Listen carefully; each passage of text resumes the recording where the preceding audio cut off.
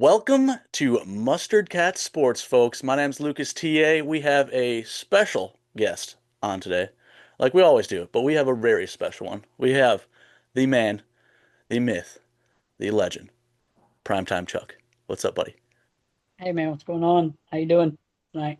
I'm pretty good on this Sunday night. It's been a wild last few days. I feel like you were the perfect person to come on and chit chat about what's been going on. So before we talk about that, we'll run through a couple of these fun mustard cat questions, and we'll hit the ground running. How about that?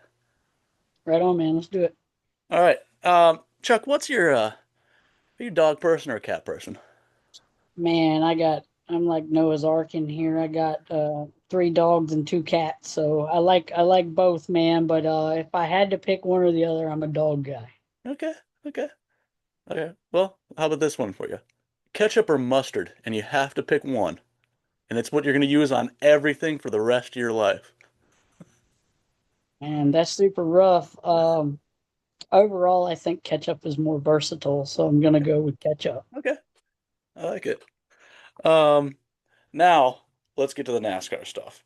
Um, Chuck, when did you start watching NASCAR? And Oh man. what got you into it? Like all the fun stuff with it. Well, man, first I gotta like pre-qualify that question with I think this is the biggest thing that's hurting NASCAR today is that for me it was a family thing, and I Mhm. think we've lost a generational pass down of stock car racing because for the last 20 years they've been shooting themselves in the foot. But I started watching it probably around 91 or 2. Okay. Um, my dad got into it with some of his buddies at the body shop, and he became a Davey Allison fan, and one of his buddies at the shop liked Earnhardt, and Mhm. so I picked up Earnhardt just to aggravate my dad and have a rivalry. And I got a huge, great respect for Davey and all those people of that generation. I collect all that stuff now, but you know, it's it was a family thing. My mom, my dad, my grandpa, all of them have followed NASCAR for a long, long time. Okay. Yeah. You've uh you've been watching the sport basically when I was born, so Yeah. It's crazy, you hit 25 and life just speeds up, and then you get to 30 and then I'm almost 40, and it goes by so fast. I still feel 25 in my head, buddy, I yeah. promise. All right. Well, so who how has your drivers changed throughout the year? Like, you have a favorite driver now? Are you more of just a casual quote unquote watcher? Well, man, I mean, I got guys I like, I'm that host of Our Kids catching on with me a little bit, but Mhm. I was a LaJoy fan until he had to go shoot himself in the toe by saying he didn't want to race in trucks. I don't really understand that, man. Like, I don't care if I'm racing in front of 13 people as long as I'm on TV. I mean, Yeah. he wasn't wrong about what he said, but I don't think it was a jerk thing to say, but it wasn't wrong, but Yeah. uh, you know, you say what's true and people get real mad. I understand that. But to answer your question, no, I don't really have a driver right now. If I had one, it'd be either Hocevar or, kind of like John Hunter Nemechek because he's from Okay. Polk County. His dad's from Polk County, which is where I live in Florida. Yeah. So Yeah. The only reason why I can't root for John Hunter Nemechek, and it's just a petty thing, um, when I was a Ward Burton fan, it seemed like Ward and Joe Nemechek, his dad, always got into like crashes, even though it might have not have been Joe's or Ward's fault, but it just pissed me off as a kid, and I was like, "Damn it, Joe, not again!" So when his yeah, kids started racing, I was like, "I don't want anything to do with this guy." But I don't have any I love vendetta against him. It was just that, so it drives me nuts. I love Joe, man, but my dad didn't call him Joe Nemechek for nothing, man. Um, Last one before we get into the meat. What is your favorite era of NASCAR and why, really?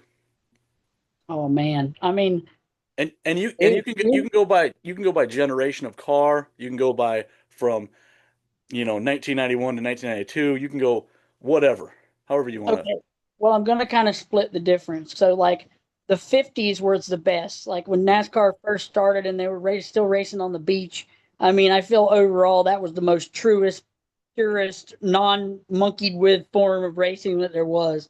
Mhm. But if I had to pick, like, I can't go against Junior Mania, dude. Like, people can say whatever they want about Dale Earnhardt Jr., Uh, but Dale Earnhardt Jr. was the Elvis Presley of NASCAR. And whether you liked his damn music or not, he raised the bar for NASCAR higher than Earnhardt Sr., higher than anybody ever touched it. And, like it or love it, I was a junior guy myself. And, I don't always agree with him nowadays. Me and him would probably butt heads in person because he sometimes gets a little limber backed and helps NASCAR more than he should. But yeah, um, I still love Junior and I respect the hell out of him regardless. So. yeah. No, that's a solid point. Dale Jr.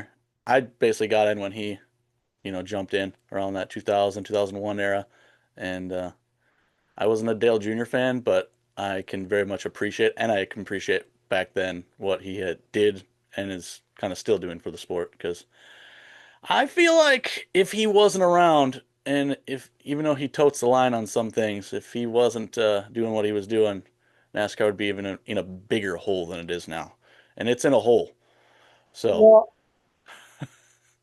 Well, I give Junior a lot of credit. There were so many people involved in the Wilkesboro thing. Terry Parsons and Dean Combs and so many different. The guy that signed my hat here, country singer Alex Key, he made a music video that featured Wilkesboro, and there were so many people that kept kind of volleying the volleyball for North Wilkesboro, and then Junior just came along and just spiked it over the net. So without Dale Junior, man, the job wouldn't have got finished. And one more person I want to mention, God rest his soul, is Paul Call. Paul Call spent so many years at Wilkesboro and keeping that thing alive. So I think all those people I just mentioned deserve a lot of credit and save the speedway. But anyway, sorry, I just wanted to throw that out there. You know how passionate I am about Wilkesboro. I want to make sure everybody that deserves credit gets credit for it. So. all right, Chuck, this is what we're here for. The leaked messages, the Steve Phelps and O'Donnell, and a lot of the upper management of NASCAR. We are who we thought they were, and this Yep, they just are who we thought they were. Yep. we just found the proof, and I don't think anyone else needs any more proof to say it's true. So, uh, yeah, what what are your initial thoughts when you heard even the like Richard Childress flogging and like what in the world? I don't know. It's mind-boggling. I'm glad they came out because it just helps everyone that didn't believe. Now it's proofs in the pudding. So, Well, first thing I'm going to say is what I tweeted earlier today is that my 89-year-old grandfather told me one time, and he's a very smart businessman, and he told me, son, if you don't want anybody to see or talk about what you feel or think, don't ever write it down. mm, And you can change the context of things when you speak something, but you can't change it once you write it down. yeah. And you know the not to mention these guys should just say shit up front, be real. That's always been my problem with these suits is that they don't seem to understand that this sport is built on a man's blue collar roots and his handshake and his word and like you know Mhm. um even among outlaws, even my mom went to prison for smuggling, and even among outlaws there's a code of honor, and these fucking suits don't got no honor, brother. that's Yeah. that's the whole long and short of it. There's no honor amongst these thieves, you know what I mean? Hmm. Yeah. It, I don't know. I've been reading a lot of what other people had to say about it, and it's just mind-boggling why. And I'm just gonna go back to the Richard Childress thing. Is they're dogging on him and telling him to sell his charter if he doesn't like it, and when he is quote unquote abiding by their rules by signing the charter, mostly playing by the rules. I just I would like all of them to be kicked out of NASCAR and just start fresh. Like they're I don't know. I'm kind of at a loss for words, even though it's all fucking right there. Like they're the reason why we are in this situation.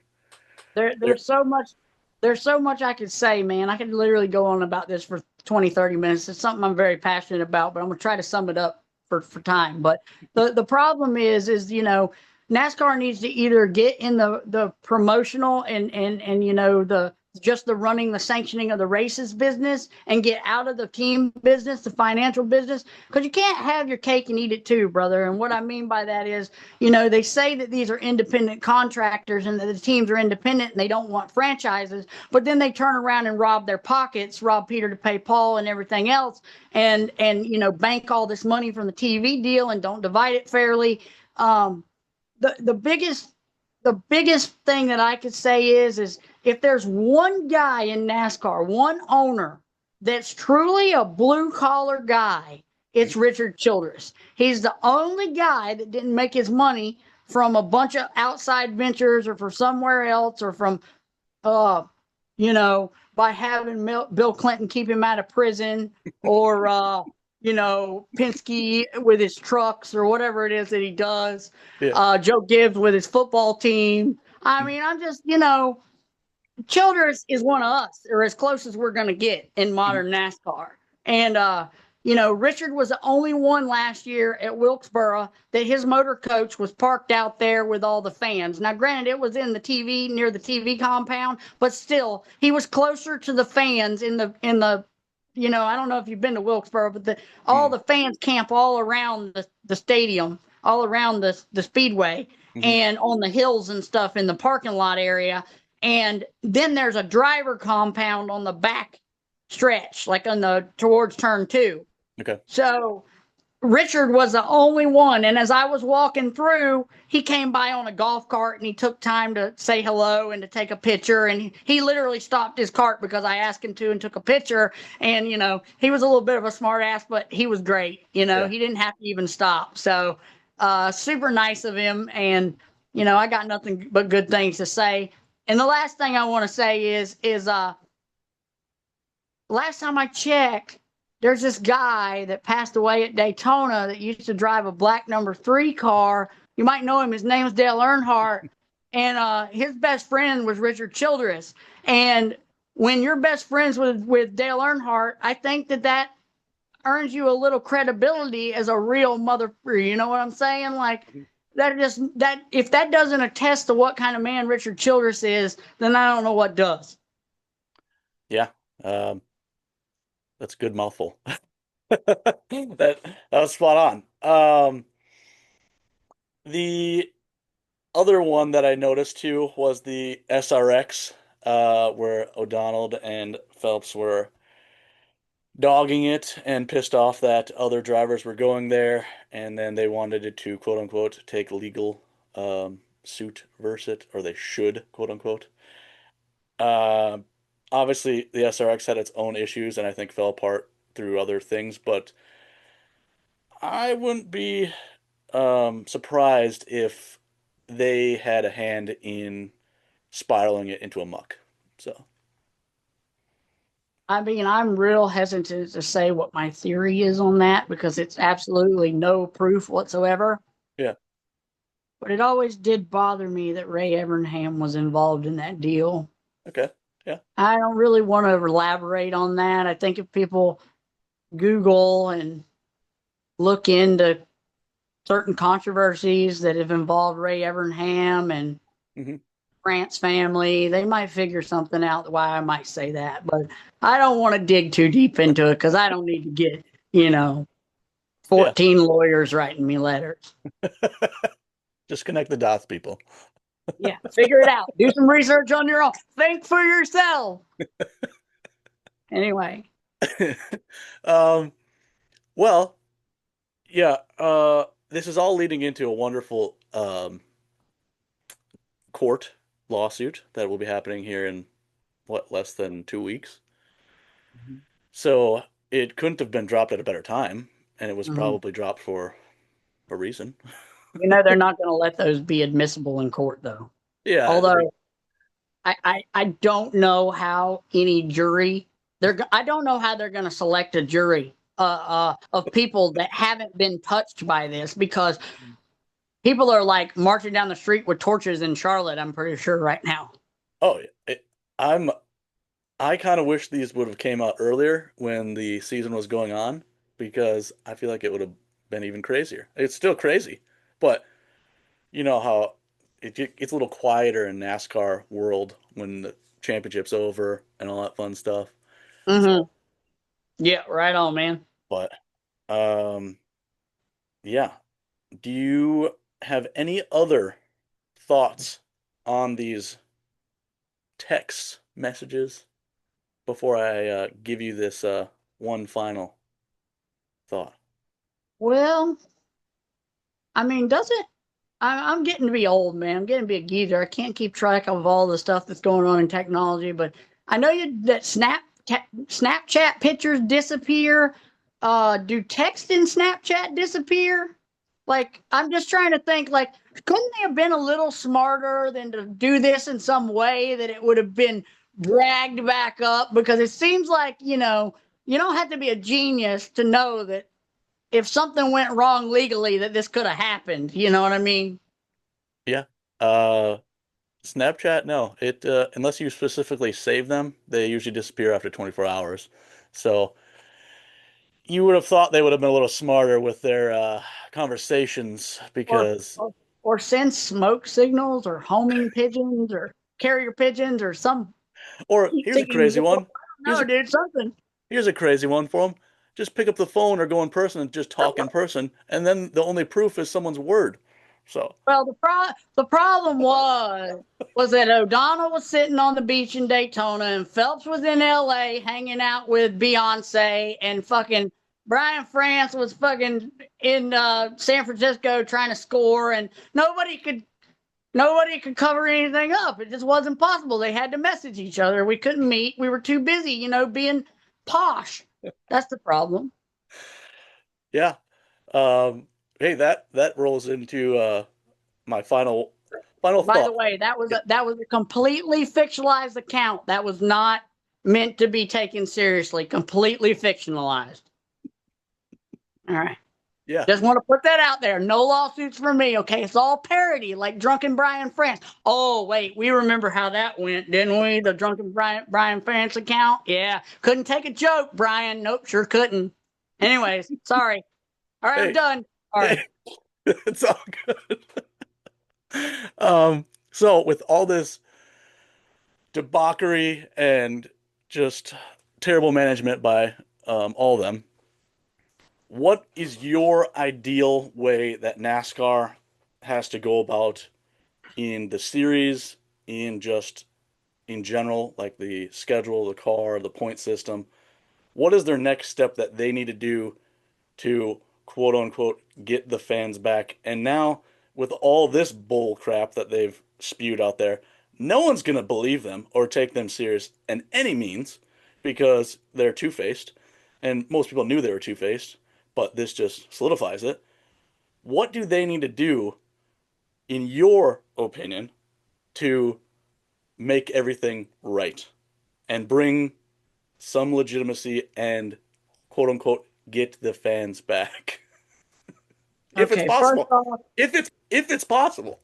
First off, first off, we have a saying here. I don't know if they say it up there up north, but we say it down here in the south. It's called "they shit in their mess kit." Okay, so like here's the thing. Here's the whole problem, dude. To fix this, they got to nuke the whole front office. Like, I mean, Yeah. Phelps and Kent and O'Donnell probably got to get fired. Even though I honestly feel bad for Steve Phelps. Me and Phelps, Yeah. I mean, sorry, not Phelps, O'Donnell. I feel bad for O'Donnell. Too many Steves. I feel bad for O'Donnell because, me and O'Donnell had a little rivalry when I first got on Twitter and we Mhm. used to rib each other back and forth. And one time he called me a cult leader and, there was a whole lot of stuff went down, but I actually like old Steve, Yeah. O'Donnell. I really do. I think he's got good intentions overall, but I said something today about, they're both just puppets and it's really about whose hands up their ass. I really feel like that. I feel like it's not really Steve O'Donnell's fault. Um, I have a little bit more malice towards Phelps because of where he came from, and again, people can research that. But uh, he's always been a little bit, progressive, and I'm not really of that Hmm. persuasion. And when I say progressive, I don't mean like doing good things like diversity. I mean progressive like working for people that are borderline communist. Hmm. Um anyway, uh where was I? Sorry, I got off on it. Um, What were we talking about? where's NASCAR need to go with, Okay. So my getting back to So them? my thing is the way you fix this is what they should have done all along. You get a panel consist of owners, drivers, past drivers, and maybe even a few fans. Go Hmm. through and maybe take a fan council lottery and pull names. I don't know. Hmm. None of the plants in the fan council that NASCAR is using to get the answers they want, but the actual fans that are on there writing 15 paragraphs in the little "What do you want to say about this survey?" Yeah. That's me. I'm one of them. Anyway, but yeah, I think you make a panel and you take your hands off of the decision making, off of the point system, off of the cars, off of the research and development, off of it. Just go back to promoting and officiating the sport. You have no business having your hands in the financials of these teams, no business having your hands in the way the point system goes, because honestly, that should be something the competitors on the track decide and the past competitors decide what makes a prestigious championship. Um, I feel like that's the way to go. If they really are serious about fixing the sport and saving the sport, that's what it needs to happen. Hmm. Okay. Yeah, I would 100% agree with you on the fan council, the drivers, all that, because they need to, yeah, clean house, and they need to have they just like you said, they just need to go back to officiating. That's all they need to do. And they're not good at officiating. So they need to go back to doing good officiating. And if they just focus on that and promoting the sport, yeah, I'm all for that. And then everything else will come to a head what they want if they just do those two stupid things and stop monkeying around with everything else. Good things will come.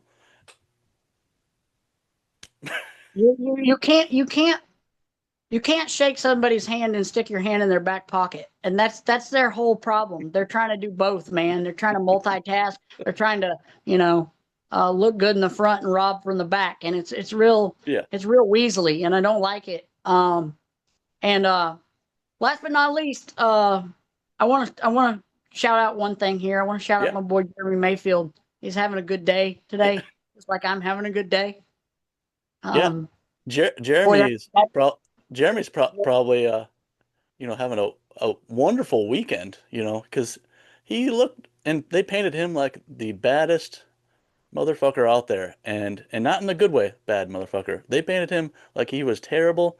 It was all him, and it's not. It's not. They're wrong. He got that, he got scapegoated and he got pinned as the bad guy, and he is not. It is NASCAR. Yeah, man. It is what it is. People wouldn't believe how much power NASCAR has, man. They really wouldn't. And me being a blogger and going around and, talking to people, I would have people sending me emails, feeding me info back in the, 2011, 12, 13 era.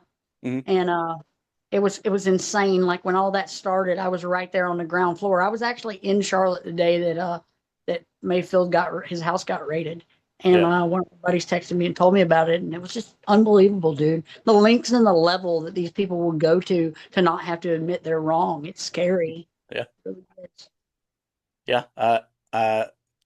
To end this a little bit with Jeremy, but it I saw a video of on Twitter, I think it was late 90s, talking about Tim Richmond and all that, how they weren't Mhm. letting him into the 1988 Daytona 500, and it seems like NASCAR may have monkeyed with his drug test a little bit. Oh, they Who knows? admit they Bill Jr. admitted that they did it. Bill France Jr. admitted it on camera that they did it. So if they did it once, why won't they do it again to Jeremy?